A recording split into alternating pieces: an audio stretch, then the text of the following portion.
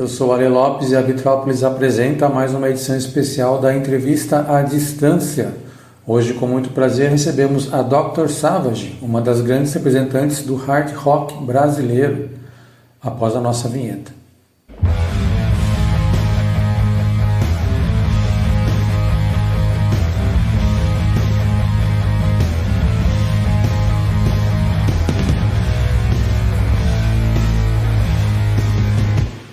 Desde 1997, a banda constrói um legado marcante com riffs poderosos, letras reflexivas e energia de palco inconfundível.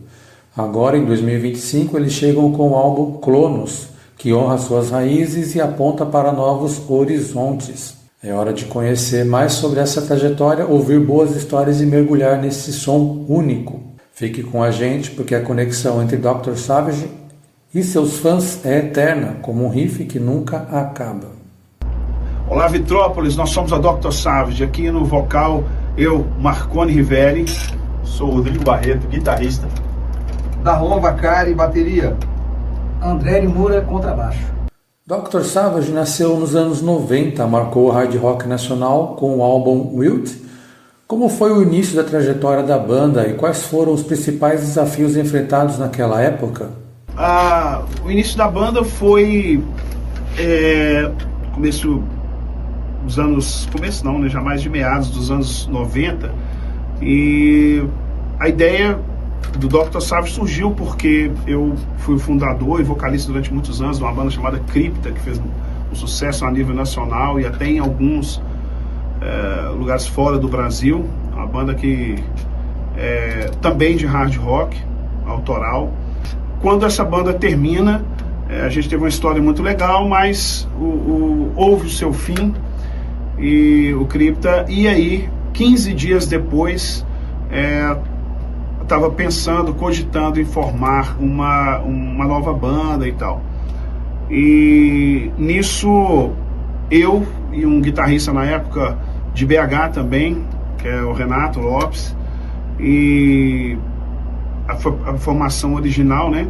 A princípio com o Cizinho, que veio a falecer, um grande baterista, e no contrabaixo nós convidamos Alex Bastos, que é aqui de Vila Velha, e aqui do Espírito Santo, e formamos o Dr. Savage. Era uma banda minexaba, né? Uma parte dela era mineira e a outra capixaba, e ao longo dos anos, passou por várias formações diferentes, e até chegarmos hoje, né, com essa nova formação.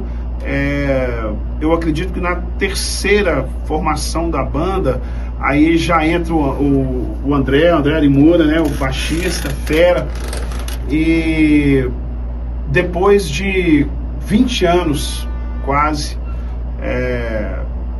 parados, não na música, mas com esse projeto Dr. Savage, resolvemos recentemente agora a voltar a retomar esse trabalho, e ao lado de pessoas aí como o Rodrigo aí na guitarra, o cara que veio somar demais. Darlon, nem se fala, um músico muito conhecido aqui no estado, e o André, a gente já se conhece da terceira formação.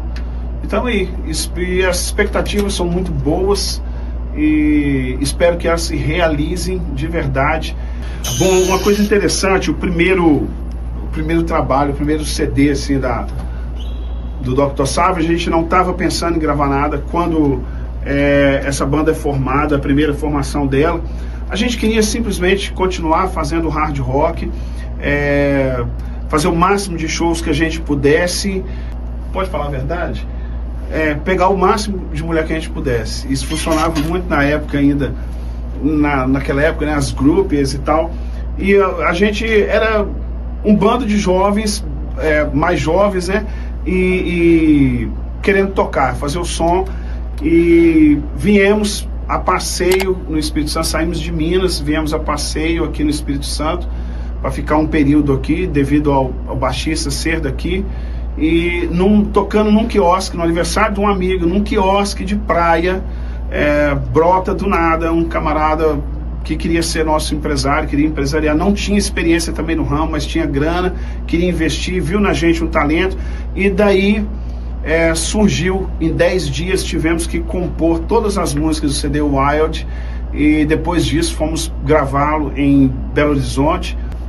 Isso, aí a coisa começou a ficar mais profissional de novo, mais séria. O CD Wild trouxe tudo aquilo que a gente imaginava que podia trazer, foi muito legal e até hoje repercute. De lá para cá, vocês passaram por diferentes fases musicais. Como descreveriam a evolução sonora e lírica da banda entre os álbuns Scarbite e o mais recente, Clonos? A sonoridade do Wild, apesar de eu não ter participado da formação da gravação do Wild, era um hard rock bem raiz mesmo. E aí depois, na formação Scarbite, que já era aqui no Espírito Santo, em que eu fiz parte, a gente já mudou algumas características sonóricas, porque teve outro que participou na época, o Roberto, teve o Léo na bateria, e a gente trouxe uns outros influências, né, influências que a gente também escutava um pouco também de metal melódico, outras vertentes do rock, e tocávamos também com outras pessoas e tal.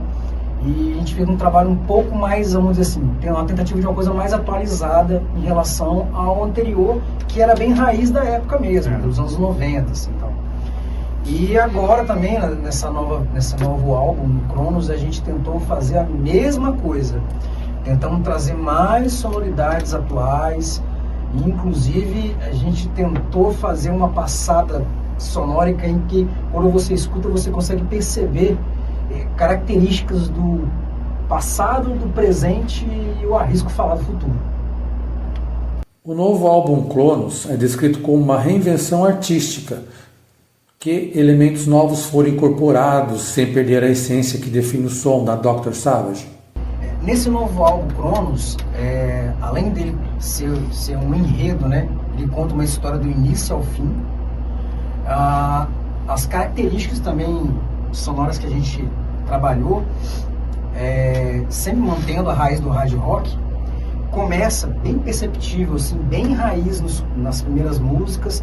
Ao longo que o álbum e a história vai contando, ela vai trazendo características mais presentes, e arrisco falar, e surpresa, no final traz surpresas com sonoridades bem mais futurísticas, num ambiente assim, meio tecnológico, para tentar fazer essa passada do passado, presente e futuro. Vocês vão gostar. As letras da banda sempre abordaram temas universais, mas com uma perspectiva brasileira. Como equilibram essa abordagem na criação das músicas? As letras do novo álbum, elas seguem uma linha universalista que pegam pitadas de budismo, pitadas de estoicismo, pitadas de filosofia, às vezes profunda, e a característica que mais liga toda essa construção com a nossa cultura brasileira é a profundidade do que está sendo dito. Já é mais do que comprovado, o mercado mundial já sabe o quanto que o brasileiro e o português tem essa característica de profundidade no que é dito, no que é escrito. Tanto que nós somos bem destacados fora daqui, em várias áreas, principalmente na área tecnológica, porque o brasileiro é o cara que tem o plano A, B, C, D, E, F, G, enxerga a solução em tudo quanto é canto, porque a profundidade da nossa língua traz essa facilidade para a gente, e a gente tentou fazer isso na transmissão do que a mensagem do álbum quer fazer. Vocês têm uma base de fãs fiel e crescente. Como essa ligação com o público influencia as composições e as performances ao vivo? Eu acho que o contato com o público no palco, né? Olhar para o público e se comunicar diretamente com ele, isso é crucial para uma banda, né? É muito importante. Com o batera, com o baterista que fica, né, mais no fundo do palco, né, cara? Então, assim, eu acho que é muito importante o baterista se comunicar com o público, chamando o público para o show. Porque quando você não vai ouvir um show, você vai ver um show. Então você não vai para um show só por conta do áudio, você vai por conta do visual também. E o contato do músico com o fã, com o público, é muito importante nesse aspecto. O baterista pode se movimentar, ele pode apontar para o público, pode rodar suas baquetas, né, pode fazer suas performances, e isso deixa o show animado e deixa o público feliz. Né? E essa troca de energia também, né, com o público, com a plateia ali, quando se tem verdade, né, quando se está fazendo ali, tem verdade e tem esse feedback do público ali, é uma coisa muito... é o que move também, né, a apresentação, a energia. Eu acho que essa troca faz toda a diferença ali na apresentação. Essa reciprocidade. Isso aí. Isso rolou no show de volta, né, que a gente fez há pouco tempo. Bem legal. E foi muito legal, a gente pôde sentir essa energia, essa troca mesmo, assim. E isso foi muito importante e deu gás, deu fôlego para a gente seguir em frente. A gente está no caminho certo. A Dr. Savage tem uma forte missão de manter viva a tradição do hard rock brasileiro. Como vem o papel da banda na cena atual e no futuro do rock nacional? Eu acho que o hard rock ele sofre até um certo preconceito hoje, de uma certa forma, não é? Mas é um estilo, uma vertente do rock and roll que fez parte da história. Por mais que você tenha a sua predileção, num gênero, né, X, Y, não importa, mas a gente precisa reconhecer que dentro do cenário do rock and roll, o hard rock mudou a história da música mundial. E são as bandas que têm maior longevidade dentro da maior música. longevidade. São bandas aí com 50 anos de estrada, como Kiss, por exemplo, né? Mais de 50 anos de estrada, Aerosmith, essas bandas. E uma coisa legal, você falou sobre preconceito, eu lembro que nos idos dos anos 90 lá, no final dos anos 90 para 2000, as noites alucinantes de shows que a gente fazia, no Bom Entre Amigos, você chegou era muito legal, lotava aquilo ali. E eu lembro que tinha o pessoal das bandas de heavy metal, assim, assumidamente heavy metal, ou bandas até de estilos de thrash, mais pesados mesmo, mas que frequentavam o nosso show e rolava essa coisa. Os caras me ligavam, amigos, falavam assim: ei, esse metal farofa que vocês vão tocar, esse som de voz, esse metal farofa, porque a gente tocava muita balada, e o show nosso, 60% era o público feminino. E os caras falavam: poxa, é um show de rock que tem um público muito feminino, por causa de baladas, letras com a temática assim, né, Bon Jovi e tal, Aerosmith, sempre bandas ligadas a esse público. Mas os caras gostavam, falaram assim: cara, mas é bom demais. E tinha neguinho que ia no show, não vou dar nomes aqui não, senão eu corro um risco. Mas tinham amigos meus que hoje já estão coroa, tá, os caras, há pouco tempo encontrei com um deles no show, ele falou: cara, era muito bom aquelas noites, era muito legal.